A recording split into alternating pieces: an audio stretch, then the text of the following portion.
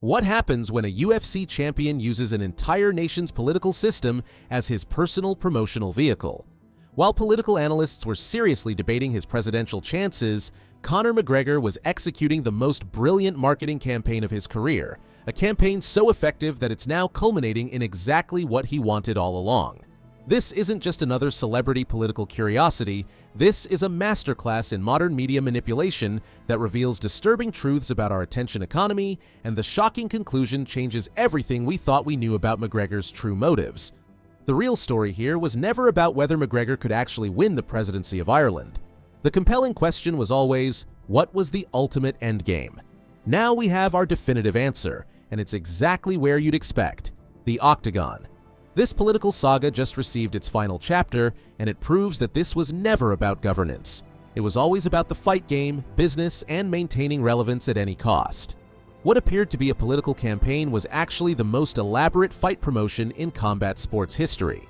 To truly appreciate the genius of this political stunt, we need to understand that McGregor's entire career has been one continuous evolving performance. The man who created Mystic Mac, the fighter who could seemingly predict his victories with supernatural accuracy, and the Notorious, the villainous braggart who backed up every word, didn't suddenly develop a genuine interest in policymaking. He simply identified a new, larger stage for his signature act. When injuries and other ventures kept him from active competition, McGregor faced the classic entertainer's dilemma: how to stay relevant when you can't perform your primary act. The solution appeared in the form of Ireland's political arena, with its built-in drama, 24-hour news cycle, and opportunity for grand gestures. This wasn't a departure from his brand, it was a strategic expansion of it. The political world became his new canvas, and the Irish public became his audience. His initial announcement set the tone perfectly. To be announced as the President of Ireland, fighting. Imagine that. Notice the language. This wasn't a policy speech or a solemn commitment to public service.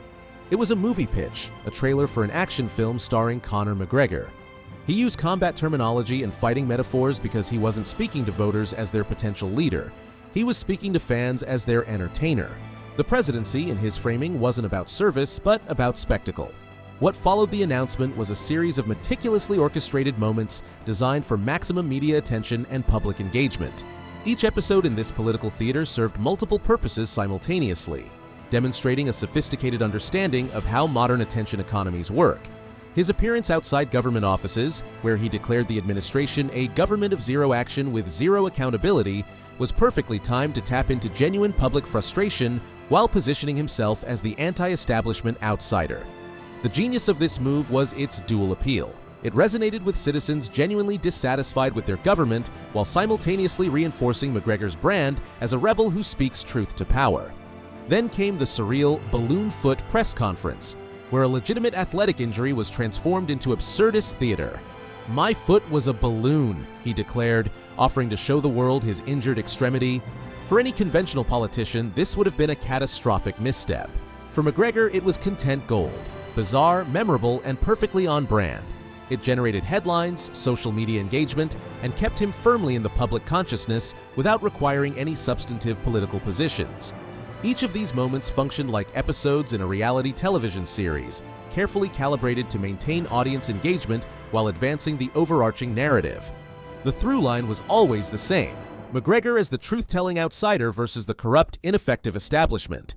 Beneath the surface-level chaos churned a sophisticated business machine with clear commercial objectives. The timing of McGregor's political campaign coincided perfectly with promotional cycles for his proper number: 12 Whiskey brand and other business ventures. Every news article, whether treating his candidacy seriously or as a joke, served as free advertising, driving brand awareness and social media engagement. In a legitimate presidential campaign, candidates must distance themselves from their business interests to avoid conflicts of interest. McGregor operated under no such constraints because his campaign wasn't legitimate. It was essentially an extended advertisement. A tweet about Irish pride could seamlessly transition into promoting his whiskey. A political rant could drive traffic to his social media profiles, where his products were prominently featured. The economic calculus was straightforward. Political controversy generates attention, attention drives engagement, and engagement converts to sales. The presidency wasn't the goal, it was the hook. McGregor understood that in today's media landscape, the line between publicity and politics has become increasingly blurred, and he exploited this ambiguity to perfection. Now we arrive at the stunning conclusion that recontextualizes everything that came before. While political pundits were still analyzing polling data and debating McGregor's chances, the real news broke. McGregor's UFC return is officially happening. Dana White is publicly building the fight card, discussing dates, and the promotional machine is shifting into high gear. This isn't merely a coincidence, it's the entire point of the exercise. The presidential stunt served multiple crucial purposes in the service of his fighting career. It kept McGregor in the headlines during his extended absence due to injury, preventing the natural erosion of relevance that affects athletes during downtime. It rebuilt his aura as a larger-than-life figure capable of dominating conversations beyond sports. Most importantly, it created a narrative framework that transforms his return from simply another fight into a major cultural event. The campaign was the opening act. The fight is the main event. McGregor hasn't just been training during his time away, he's been building a story. The political theater positions him as the people's champion fighting against the establishment, a narrative that will undoubtedly be woven into the promotion of his actual fight. The most compelling evidence for this theory comes from none other than UFC CEO Dana White himself. In recent interviews and public appearances, White's focus hasn't been on McGregor's political ambitions, but squarely on his fighting future. Conor's back, White has stated matter-of-factly, outlining plans for major pay-per-view events and discussing potential opponents. The conversations happening behind the scenes, as revealed by White's comments, were never about policy positions or election strategies. They were about fight contracts, training camps, and promotional schedules. When you examine the timeline, the strategy becomes transparent. The presidential talk peaked precisely as fight negotiations were reaching their critical phase. The controversy generated valuable leverage and built-in promotional momentum for his return. White's straightforward, business-focused approach to discussing McGregor's future stands in stark contrast to the political circus. It reveals where the true priorities have always lain. The UFC isn't in the business of politics, it's in the business of selling fights, and McGregor's political theater has proven to be an incredibly effective fight promotion. Perhaps the most fascinating aspect of this entire spectacle is that it worked so effectively. Significant portions of the Irish public and international observers didn't immediately dismiss the idea of a McGregor presidency. This wasn't because people genuinely believed he was qualified, but because he tapped into deeper psychological currents and societal frustrations.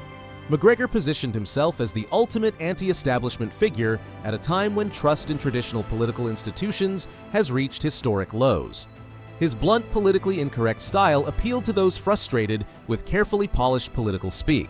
His wealth and success allowed him to present himself as someone who couldn't be bought, immune to the corrupting influences that supposedly plague career politicians.